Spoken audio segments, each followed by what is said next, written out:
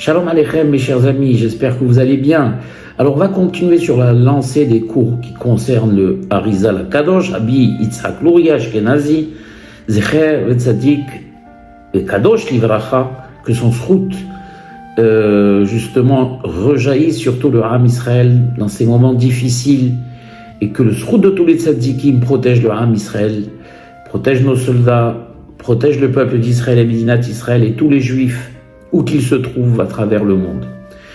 Continuer et raconter, comme je vous l'ai promis, de fantastiques histoires qui le concernent. On expliquait que le Arizal était, on va dire, au-dessus de ce qu'on peut appeler un homme ordinaire. Il avait des pouvoirs incroyables, il lui suffisait de fixer le visage de quelqu'un pour connaître son intériorité, savoir l'âme qu'il habitait, combien de transmigration, de Gilgulim ou de réincarnation elle avait passé, et ce qu'elle était venue faire dans ce monde et comment on pouvait la corriger. J'avais expliqué qu'entre autres, il avait d'autres pouvoirs en regardant sur le front de quelqu'un, savoir les fautes qu'il avait commises, etc. Et c'est justement en introduisant cela qu'on va raconter cette histoire qui est assez connue, où le Arizal était bien sûr, il est resté que 2 ans à Tzfat, donc pas beaucoup, mais il a bouleversé vraiment le monde de la Kabbalah,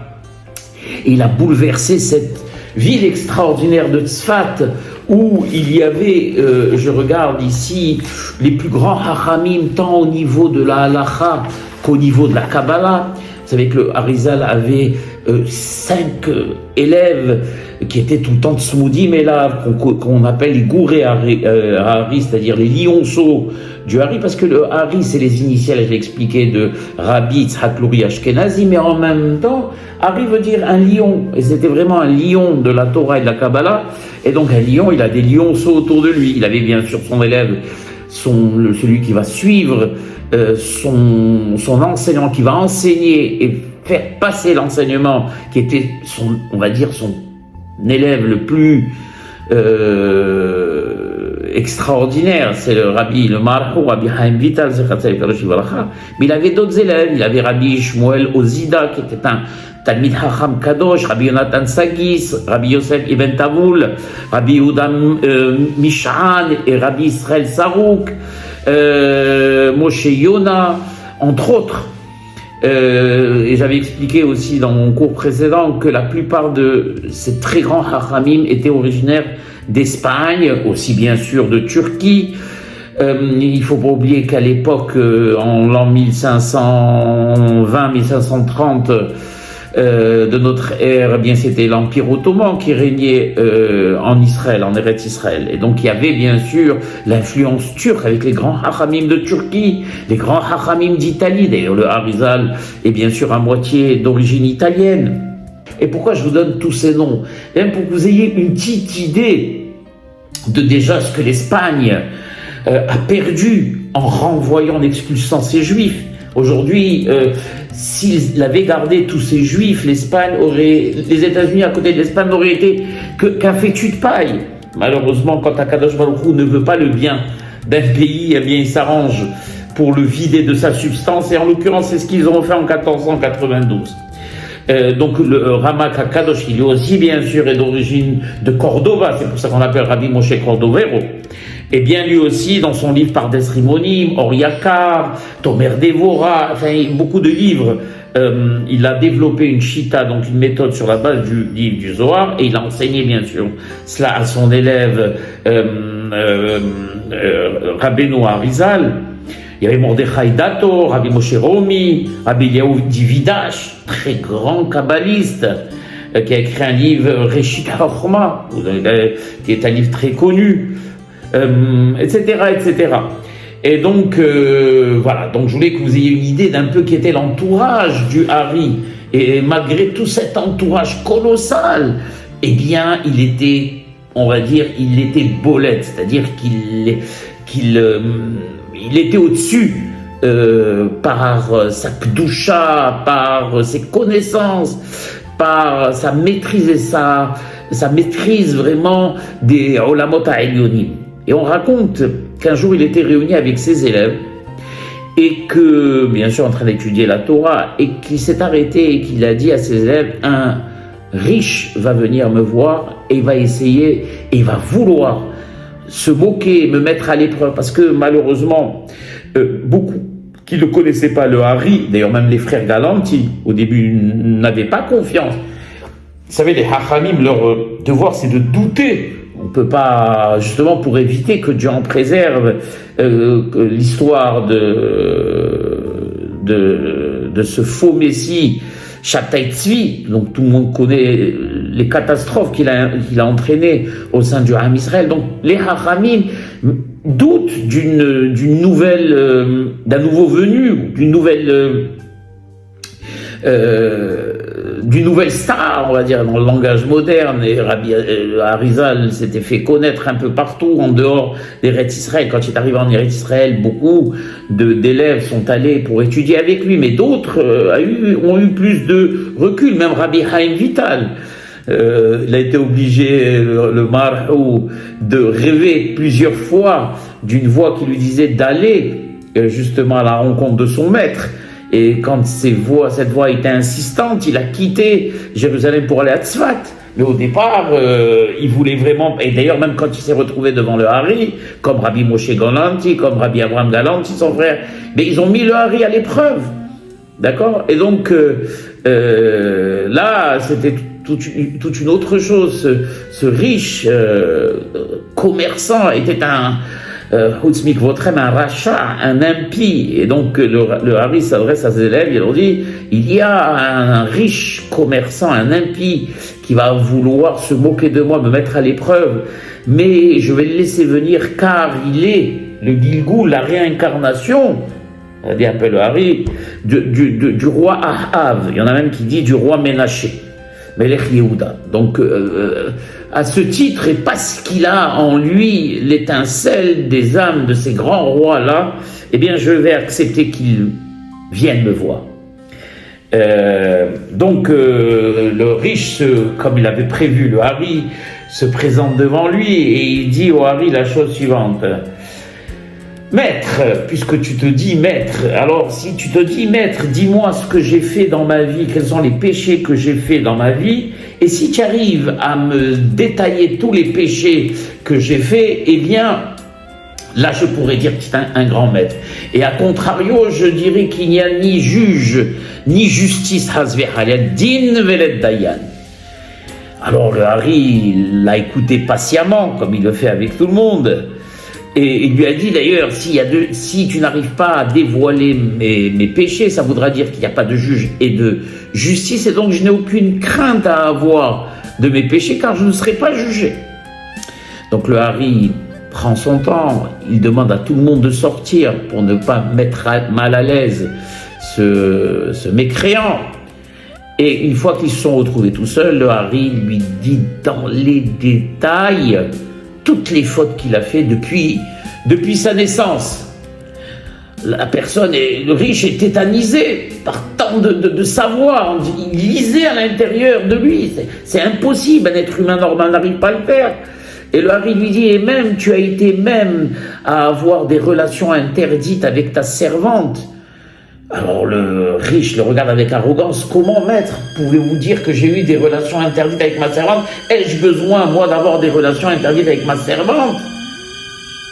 Vous vous moquez de moi, il a nié. Alors le Hari, bien sûr, avec des Yehudim, l'associé des non-saints, il met ses deux mains sur les bras du mécréant, du riche mécréant, et il retire quelque chose, et devant, tac, apparaît l'image carrément de cette servante devant lui. Là, le riche a failli mourir de peur, la peur l'a tétanisé. Et car on dit que quand on a des relations que Dieu en préserve interdites, eh bien, la femme avec qui on a eu ces relations, elle vous suit partout, comme un chien partout. Et on l'amène partout avec nous dans le Olam Haemet, Rahaman al-Itzlan. Imaginez la honte et la boucha que ça entraîne. Et donc, le riche complètement anéanti par tant de savoir, et surtout tellement apeuré, parce qu'il avait compris vraiment qui était le Hari, regarde le Hari, il dit au Hari, j'ai compris maître, je veux payer pour mes fautes, dites-moi, voilà, on a des arba mitot de Bedin, vous savez qu'à l'époque du Bet Amikdash, il y avait les 4 façons que les juges, dans les sentences par rapport à la gravité des péchés appliqués. C'est qu'il a Serefa, Herek, Vahenek. C'est qu'il a, c'était la lapidation, mais pas la lapidation comme on l'entend. Serefa, on brûlait, et on va expliquer, Hereg, on tuait avec l'épée, Vahenek, par l'étranglement, c'était la 4e. Donc en fonction de la gravité des péchés, eh bien, la mort la plus grave était appliquée. On appelait ça Arba Mitot Beddin. Et donc il dit, oh Hari, moi, je suis prêt à toutes les morts de ces Arba Mitot Beddin. Dites-moi ce que je dois faire pour être métaken, pour réparer ce que j'ai fait dans ma vie. Alors le Harizal le regarde et lui dit, mais je vais te dire ce que tu dois faire, mais tu ne vas pas accepter, car c'est trop dur à supporter. Alors il lui dit, le riche, dites-nous quand même, mais dis-moi quand même, maître, ce que tu me diras de faire, je le ferai. Il lui dit, alors tu devras mourir par la séréfa, c'est-à-dire on doit te brûler. Alors le riche sort tout de suite, met tout de suite la main dans sa poche, sort une bourse et dit, voilà l'argent, allez acheter le bois pour me brûler. J'accepte. Alors le Hari le regarde et lui dit, nous on ne brûle pas comme les nations du monde. On a une autre façon d'appliquer cette sentence-là et cette mort-là, comme à l'époque du Bet Amikdash. Il demande donc à son élève d'aller acheter du plomb. À l'époque du Bet Amikdash, on achetait du plomb qu'on faisait fondre, et nous on le donnait à boire jusqu'à que malheureusement les intestins brûlaient. C'est ce qu'on appelait séréfa. On n'était pas quelqu'un sur le bûcher et on le brûlait. Non, c'était la séréfa, c'était comme ça. Donc on va acheter donc du plomb, et pendant que on va acheter ce plomb et qu'on le ramène et que le Hari le met à fondre, eh bien il fait ce qu'on appelle les vidouim. Il demande à cette personne de se repentir en récitant des formules comme on fait à Yom Kippourim, comme on fait tous les matins à la synagogue, à Viti, Pachat, etc. Parce que dans la comment dire, la Hazara Bitshuva, eh bien il y a pas seulement le regret, bien sûr, il y a le regret de la fête, et il y a aussi l'expression de ce regret qu'on appelle le vidouille, donc la contrition. Et donc, il dit au riche, vas-y, fais le vidouille, formule tes regrets. Donc, le riche fait les vidouilles, les hatati, aviti, pachati, etc. Quand il a terminé, le Hari lui dit, bon, maintenant, mets-toi sur le dos, allonge-toi, ferme les yeux et ouvre la bouche. Et donc le riche se met bien sûr sur le dos, par terre, il ferme les yeux, il ouvre la bouche, il attendait son dernier moment, il avait bien sûr une peur terrible qui devait le saisir. Ouvre la bouche et ferme les yeux, lui dit le Hari, surtout ne les ouvre pas. Il ouvre la bouche, le riche, et il attend, et le Hari lui met dans la bouche des gouttes d'eau sucrée. Le riche se lève complètement, mais il a rien compris de ce que le Hari a fait. Et le Hari le regarde, lui a dit, ton repentir sincère et la peur que je t'ai provoqué ont suffi à te faire pardonner tes péchés, comme il y a marqué, c'est-à-dire que Akadosh Baruch Hu a accepté ta repentance et tu ne mourras pas. Et à partir de ce jour-là, le riche a juré qu'il ne fauterait plus, qu'il ferait tout pour être Oser Bichouva, et c'est réellement ce qui s'est passé.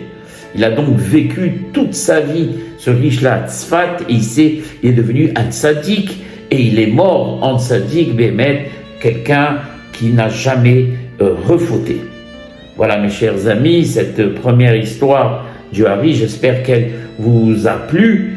Car en réalité, ce que recherche Akadosh Baruch Hu, ce n'est pas punir, mais c'est que la personne regrette ses fautes. Car c'est Akadosh Baruch Hu l'Ibabae, c'est le cœur qui l'intéresse. C'est l'intérieur d'une personne qui a regretter de toute son âme les fautes qu'il a fait, eh bien pour Akadosh Baruch Hu, ça suffit et on n'a pas besoin d'appliquer de sentence de mort pour cela. Voilà mes chers amis. Baruch Adonai Le'olam. Amen ve Amen.